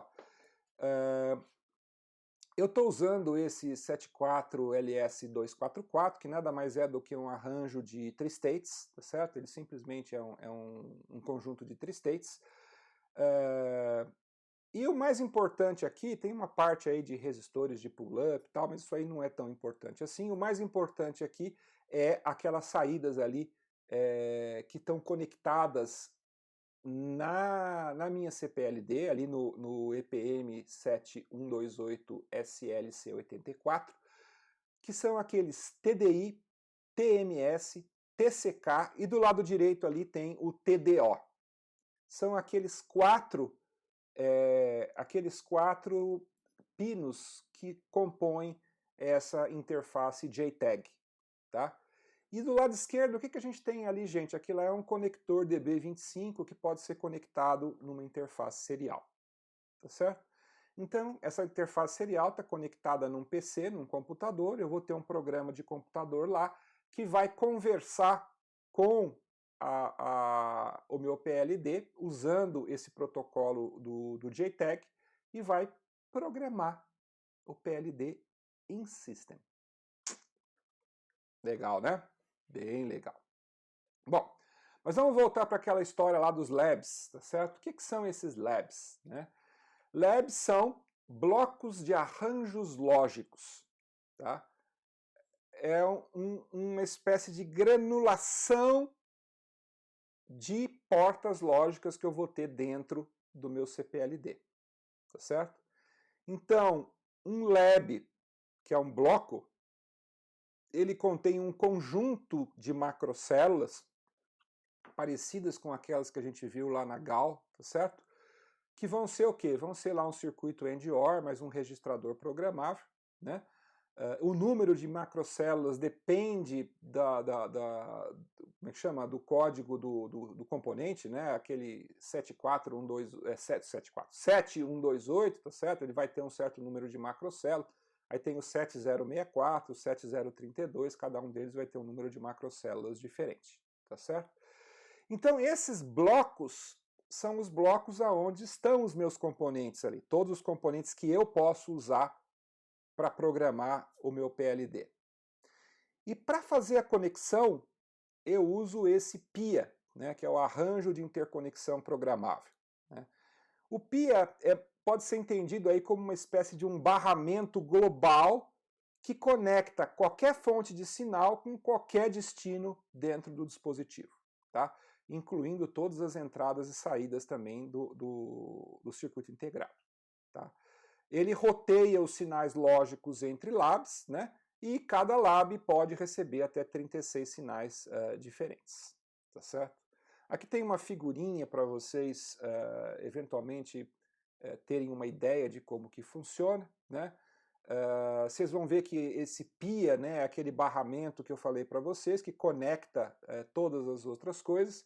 Ele tem 4 sinais ali de controle que são colocados, né, que são 4 sinais que vêm também do chip, né, são sinais externos, e eles são sinais multiplexados, ou seja, são sinais que podem ter múltiplas funções dependendo da configuração que eu faço, tá? Então, quando você energiza ele no primeiro momento, ele entra com um determinado tipo de configuração, e à medida que a programação vai acontecendo, ele assume uma segunda função, então eu posso usar o mesmo pino com diferentes funcionalidades. Por isso que lá em cima está escrito, por exemplo, input gclock1, porque eu tanto posso usar aquele pino como um clock ou como uma entrada, tá? O segundo está lá input, output enable, gclock 2. Então ele tanto pode ser usado como input, pode ser usado como um gclock, e se eu quiser eu posso usar ele também como um output enable, que vai controlar os tristates de saída, tá? Bom, Aí eu tenho ali, né, aqueles sinais então que vão para a pia, tá certo? Nas laterais de cada lab, né, eu tenho um bloco de controle que vai estar sendo habilitado por essa pia também. A pia então está habilitando esses blocos de controle.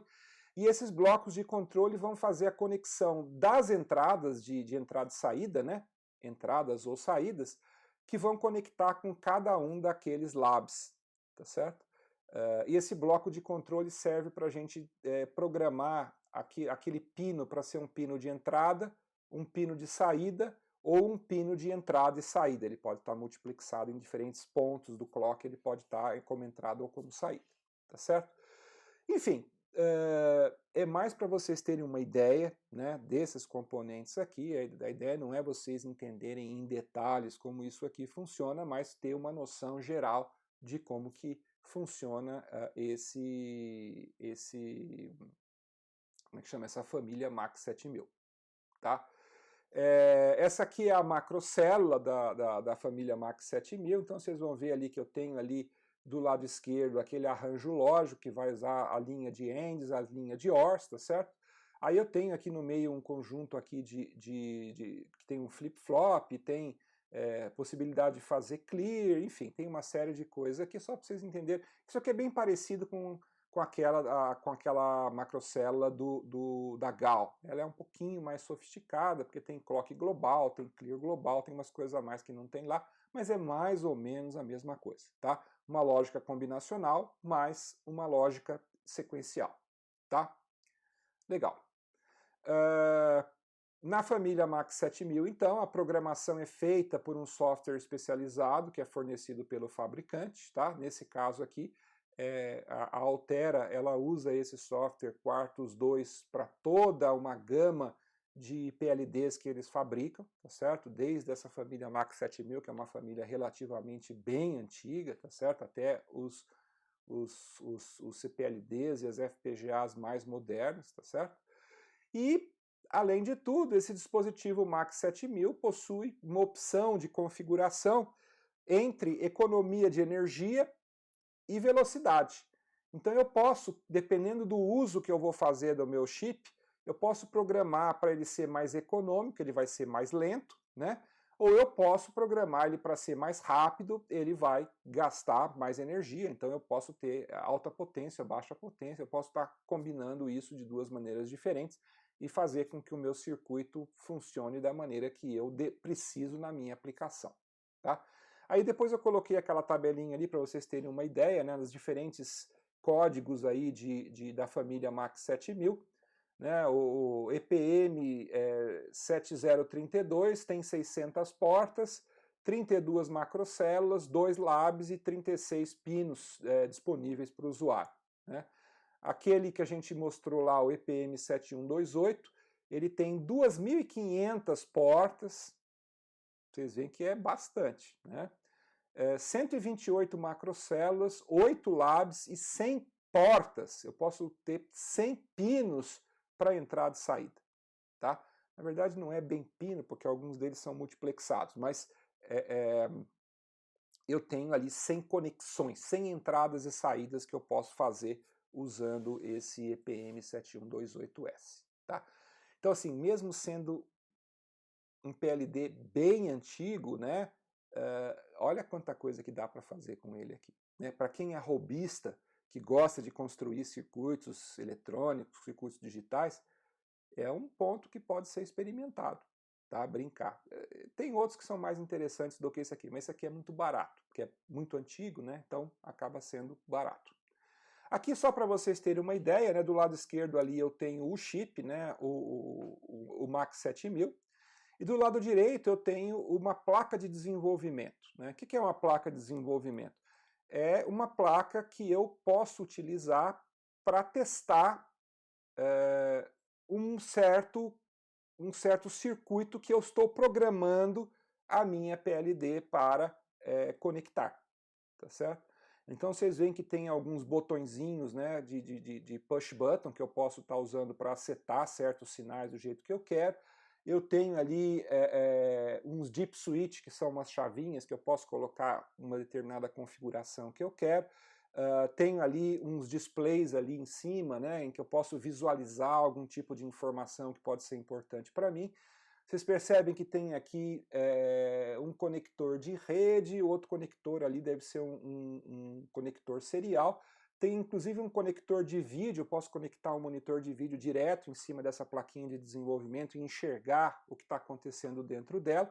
E tem ali um outro conector ali à direita em que eu posso estar conectando essa plaquinha com outro circuito externo. Então eu posso brincar à vontade com essa placa de desenvolvimento e aí eu consigo fazer o desenvolvimento de um circuito específico usando essa placa de desenvolvimento. Depois que eu desenvolvi, eu posso então inserir esse programa de maneira definitiva dentro do Altera Max, né, que é aquela E2 Prom né, que eu falei para vocês, acho que era, né?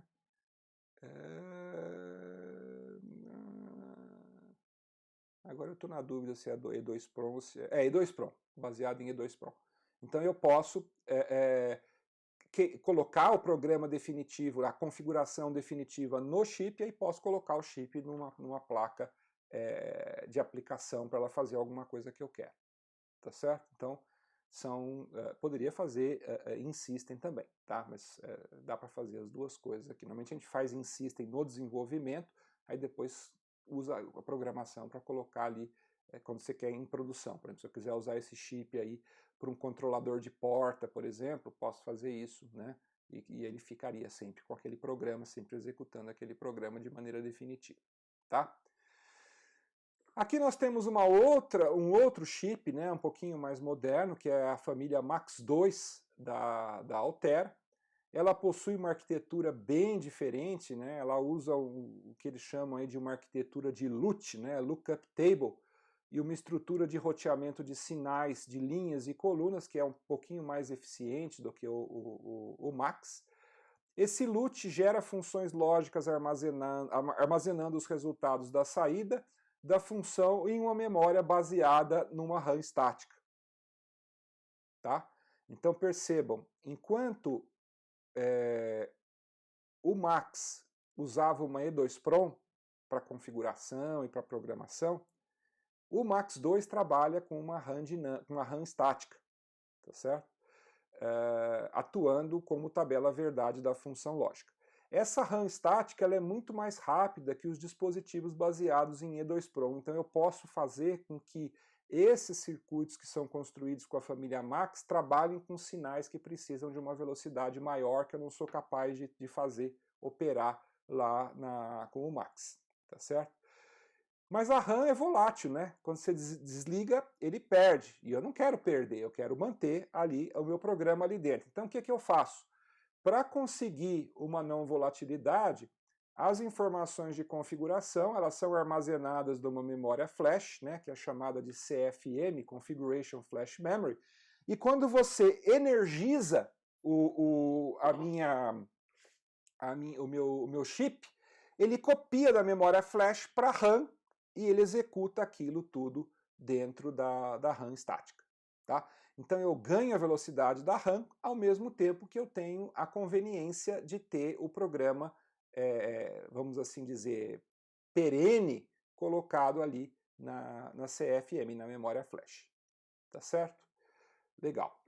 O bloco lógico programável que usa a LUT, ele é parecido com aqueles que a gente já viu, né? A LUT, ou Lookup Table, é basicamente aquele circuito combinacional, aquela matriz de ANDs e ORs, tá certo? Tem o meu flip-flop, tem o multiplexador, vocês percebem que isso é bem parecido ali com aquela macrocélula que a gente estava usando antes, né? A estrutura da LUT, olha, vai ser um conjunto de flip-flops, tá certo? Em que eu vou ter ali vários tri-states, né? E aí eu vou ter o quê? Um decodificador em que eu entro com o dado aqui, saio ali desse meu decodificador, essas saídas de endereço vão então habilitar aquele meu flip-flop, então eu vou implementar a minha lógica usando esse tipo de memória. Tá certo? Eu consigo fazer qualquer dispositivo lógico dessa maneira, como eu já tinha mostrado para vocês anteriormente. Tá? Para a configuração da LUT, é necessário carregar a memória LUT sempre que o PLD é energizado e a técnica básica de programação para aqueles blocos lógicos, né, esses logic elements, é exatamente essa. Eu vou estar configurando essas LUTs, tá? Aqui, para vocês terem uma ideia, né, eu tenho aqui as chamadas labs, né, os blocos de matriz lógica. Cada bloco de matriz lógica tem um conjunto de elementos lógicos, e aí cada lab ele se conecta, tá vendo aquela linha central lá? Aquilo lá é uma conexão chamada de multitrack, que permite a conexão entre os diferentes blocos de matriz lógica e de maneira consequente entre os elementos lógicos também. Tá? E eu tenho ali também as entradas e saídas, né? O input, output element, tá certo? É o elemento de entrada e saída. Tá? Aqui, só para vocês terem uma ideia de como que isso é feito, tá vendo? Essa barra mais grossa que tem aí é aquele multitrack que está aparecendo aqui nessa figura aqui, tá? Mas eu tenho também, tá vendo esses barramentos pequenininhos internos? Esses barramentos internos é o que eles chamam de direct link, né? O direct, eles geram uma interconexão local para que os logic elements possam comunicar entre si, e além disso eu ainda tenho o direct link, que são esses conexões laterais, tá? Então percebam aí que aquele lab da esquerda tem uma seta conectando ele com a interconexão local do lab da direita, tá?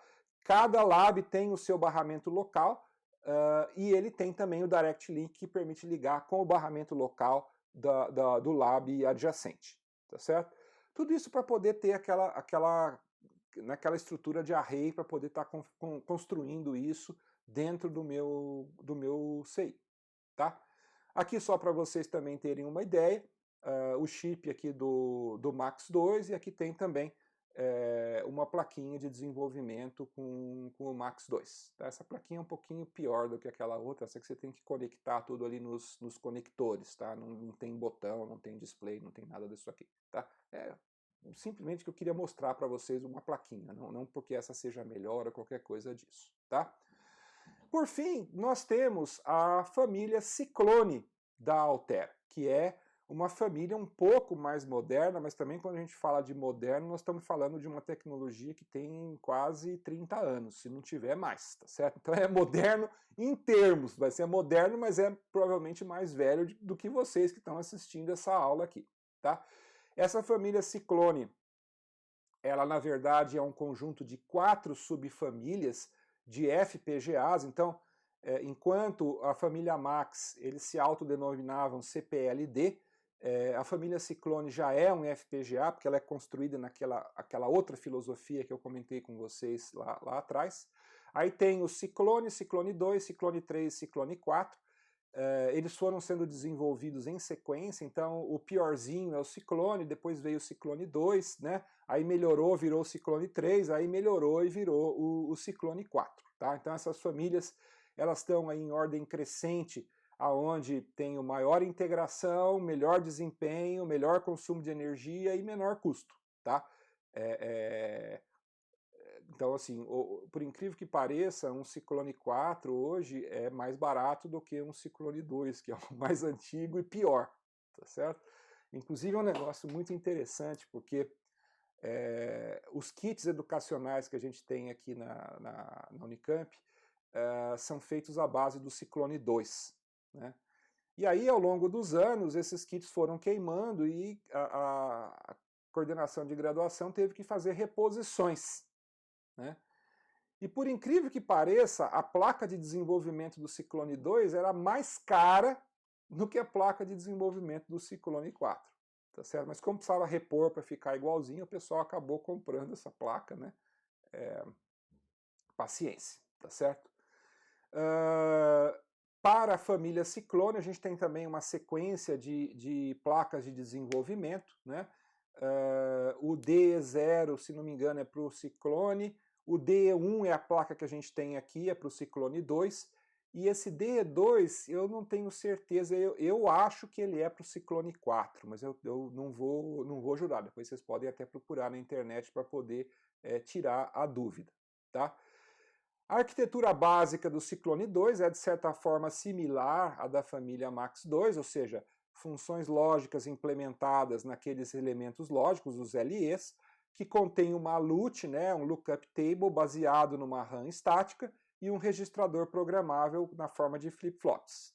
Esses LEs são agrupados em labs, né, da mesma maneira que tinha lá na Max, com multitrack, direct link, interconexões locais, então tudo isso é igualzinho ao que a gente tem lá no caso do Max. Mas, de maneira diferente da família Max 2, os dispositivos Ciclone, eles são voláteis e eles precisam ser configurados toda vez que você coloca ele na energia, tá certo? Então, para fazer isso, você não vai conseguir usar um Ciclone 2 sozinho, você vai ter sempre que colocar uma pequena periferia, um conjunto de outros circuitos junto com o Ciclone 2 para fazer ele funcionar corretamente, tá certo?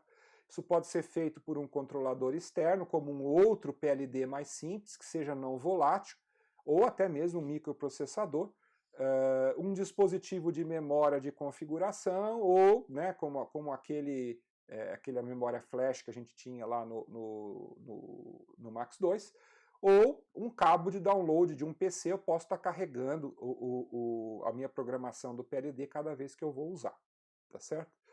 Os FPGA Ciclone contêm blocos de memória RAM embutida também, que podem ser configurados como memórias de porta dupla ou única, com palavras de até 36 bits, que podem servir como memória RAM se eu quiser ligar esse meu FPGA com uma circuitaria externa para poder montar uma coisa um pouco mais sofisticada, tá certo? Então, tem vantagens e tem desvantagens, mas é uma família que acabou ficando mais popular. Depois do Ciclone 2, gente, teve várias outras famílias que a Altera desenvolveu. O Ciclone 2, como eu falei para vocês, é uma tecnologia aí que tem mais de 20 anos, né? Não sei se 20 ou 30 anos, mas ela é bem antiga, tá? Em compensação, essa placa de desenvolvimento, ela é cara, mas ela não é tão cara, tá? Se não me engano, quando a gente foi ver a cotação da última vez, ela estava, né, com um desconto educacional, alguma coisa na ordem de $100, tá certo? Tudo bem, $100 hoje são 400, R$ 500, é dinheiro, mas também não é, né, um computador, não é, né, é uma coisa que até daria para comprar, para brincar, para poder fazer experimentos, tá certo? Aqui tem só para vocês terem uma ideia da quantidade de portas que essa família Ciclone suporta, então vocês vão ver ali que o Ciclone mais simplesinho, que é o Ciclone 2 EP2C C5, tem 4.000 portas, mas o Ciclone EP2C70 tem 68.000 portas, 250 blocos de RAM, tá certo? Total de kilobits RAM de 1.152.000, então isso aí vai dar quase 1.1 megabit, né? Tem que dividir por 8 para a gente ver quantos bytes que dá isso daí, tá certo? Tem 150 multiplicadores embutidos, esses PLLs é um circuito para gerar clocks aí, que é bem interessante, e 622 entradas e saídas, tá? Só para vocês terem uma ideia, o processador que a gente tem na nossa placa aqui é o EP2C20, tá? Ele tem 18.000 portas, 52 blocos de RAM, 483 kbits de RAM, e enfim, né, não é tão grande assim, mas poxa, com 18.000 portas lógicas dá para fazer muita coisa, tá? Dá para construir o processador que nós vamos construir lá no projeto de 773, tá? Então é porta suficiente. Já na família Ciclone 4, né, vocês veem que a gente pode chegar ali até 150.000 portas, tá certo? Que está longe ainda daqueles milhões que eu falei para vocês lá no começo da aula, tá? Mas, de qualquer forma, como eu falei, o Ciclone não é a família mais nova, é uma família de quase 30 anos, tá certo? Então, tem famílias mais novas que são um pouquinho mais caras, tá certo? E que tem um número muito maior de ports, dá para fazer circuitos bem mais complexos do que esse, tá? Mas vocês percebem que não dá para fazer isso num projeto manual, né? Você vai conectar 150 mil portas manualmente? Não vai funcionar, né?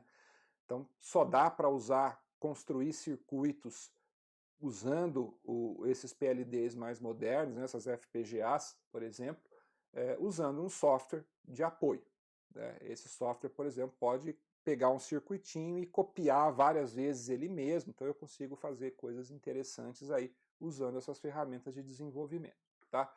Essa aqui é exatamente a placa que a gente tem no laboratório, tá certo? Então, essa é a placa DE1, que é fabricada por uma empresa chamada Terazic Technologies, tá certo? E ali do lado esquerdo a gente tem a placa do FPGA Ciclone 2, tá? Um erro que muitas vezes o pessoal faz lá no 773 é que eles chamam a placa de FPGA. A placa não é. A FPGA é o chip que está ali do lado esquerdo. Aquilo é FPGA. Aquilo é um PLD, tá? A placa é uma placa de desenvolvimento. Aliás, se vocês forem olhar, olha, tá bem ali, um pouquinho do centro para a direita, é onde está ali não sei se vocês conseguem enxergar ali até o logo da Altera, é lá que está a FPGA, tá certo? Então, assim, não cometam essa barbaridade. Quando vocês chegarem lá no 773, pelo amor de Deus, FPGA não é a placa. FPGA é o chip que está dentro da placa, que é uma placa de desenvolvimento, né, de circuitos usando essa FPGA. Tá bom? Então aqui essa é o kit que a gente vai usar depois lá no 773. E para aqueles que são reparadores, vocês vão perceber que essa placa aqui é aquela que aparece na vinheta do curso, lá no comecinho de toda a aula, que tem aquela vinhetinha lá que toca uma música, é essa placa que aparece lá, tá certo? Que eu coloquei de propósito lá, porque é a placa que vocês vão usar efetivamente, não nesse curso aqui, mas mais lá frente, lá no laboratório desse curso, tá certo? E por fim, gente, só para a gente ir terminando aqui, nós temos aqui essa ferramenta de software, que é o Quartus 2, que é a ferramenta, ela é produzida pela Altera, tá certo? Ela permite a gente fazer a captura de esquemáticos, então se vocês olharem do lado esquerdo ali, a gente tem ali um esquemático ali de um pequeno circuito que eu estou querendo programar dentro da minha FPGA. Eu posso definir os pinos aonde eles vão estar, ou seja, eu tenho o conceito de pino lógico com pino físico, tá? Então, cada uma das entradas daquele circuito eu posso mapear num pino físico do chip que está ali à direita, tá certo? E, mais legal ainda, a ferramenta vem com um simulador.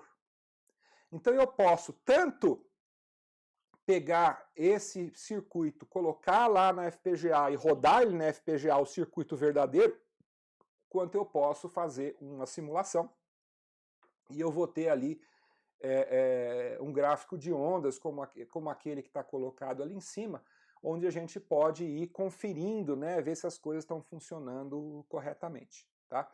Então, para a gente fazer depuração do circuito, para saber se o circuito está funcionando ou não adequadamente, às vezes a simulação ela é mais interessante do que até colocar na FPGA, tá certo? Eu vou colocar na FPGA se eu quiser ver ele funcionando, executando a tarefa que ele precisa executar. Mas se eu quiser avaliar se ele está funcionando ou não corretamente, eu posso ir pela simulação, tá? Vocês vão ter a oportunidade de mexer com o Quartus 2, né? É a ferramenta principal aí que a gente usa no nosso laboratório. E aí tudo isso que a gente está falando hoje para vocês aqui, eu espero que vocês guardem na cabeça quando chegar lá no 773, vocês vão poder estar utilizando isso na prática. Tá certo? Bom, gente, a nossa aula vai terminando por aqui. Eu espero que tenha sido produtivo para vocês conhecer um pouquinho mais sobre os dispositivos lógicos programáveis. saber que hoje desenvolver hardware muitas vezes não é hardware, é desenvolver a programação de uma FPGA ou desenvolver a programação de um outro tipo de PLD que eu vou conectar com uma periferia. Tá certo? Isso é desenvolver hardware, tá? Então, assim, talvez isso tenha mudado um pouco a concepção de vocês, né? Que cada vez mais o software fica próximo do hardware. Não é a mesma coisa, tá? Isso aqui não é um programa que está sendo executado. Isso é realmente um conjunto de portas lógicas que estão ali dentro da minha FPGA, tá? Mas cada vez mais a gente depende de software e cada vez mais isso vai parecendo que é software, tá certo? Bom, gente, a gente então fica por aqui e até a próxima aula.